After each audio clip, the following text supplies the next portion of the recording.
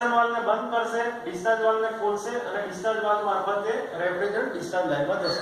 હવે આ ક્રિયા આપણે કોમ્પ્રેસરની જોઈ, એ સાયકલમાં કેવી રીતે વર્ક કરે છે એ આપણે જોઈએ. હવે આ ડિસ્ચાર્જ લાઇન દ્વારા એનું પ્રેશર વધારે હશે, રેફ્રિજરન્ટનું એનું ટેમ્પરેચર વધશે અને એ વેપર ફોર્મમાં હશે. વેપર એટલે કે દેખાય છે.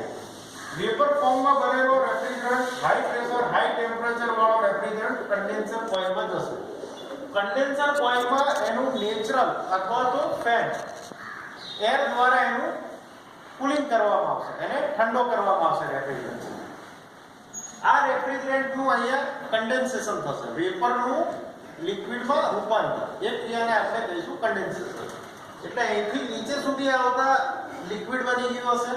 આ લિક્વિડ રેફ્રિજરન્ટ ફિલ્ટર એટલે કે ડ્રાયર કે સ્ટ્રેનર અહીંયા જે લાગેલું છે એની અંદરથી આ લિક્વિડ પસાર થશે.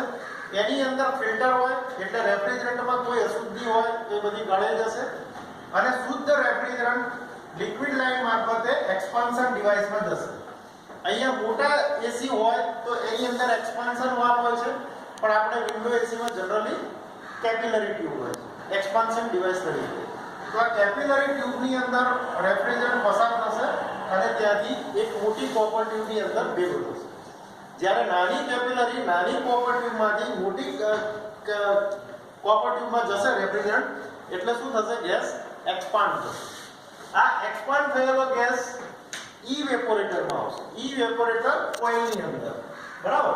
આ ઇવેપોરેટર કોઇલની અંદર લિક્વિડ જ્યારે આવશે ત્યારે એનું નેચરલ પુલ દ્વારા અથવા તો બ્લોઅર, વિન્ડો એસીમાં જનરલી બ્લોઅર હોય છે આગળના ભાગમાં, એ બ્લોઅરથી હવાને ખેંચશે. રૂમની જે ગરમ હવા છે એને ખેંચશે.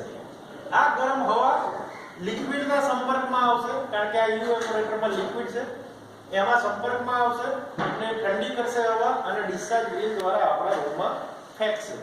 એટલે આપણો રૂમ જે છે ઠંડો થશે, બરાબર?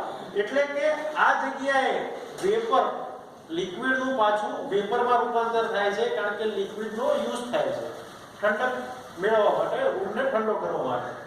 એટલે લિક્વિડનું પાછું વેપરમાં રૂપાંતર થાય છે, એટલે આપણે આ ક્રિયાને ઇવેપોરેશન કહીશું, બરાબર? હવે જે વેપર થયું છે એ પાછું સક્શન લાઇન મારફતે પાછું કોમ્પ્રેસરમાં આવશે, જે આપણે કોમ્પ્રેસરની ક્રિયા જોઈ, બરાબર?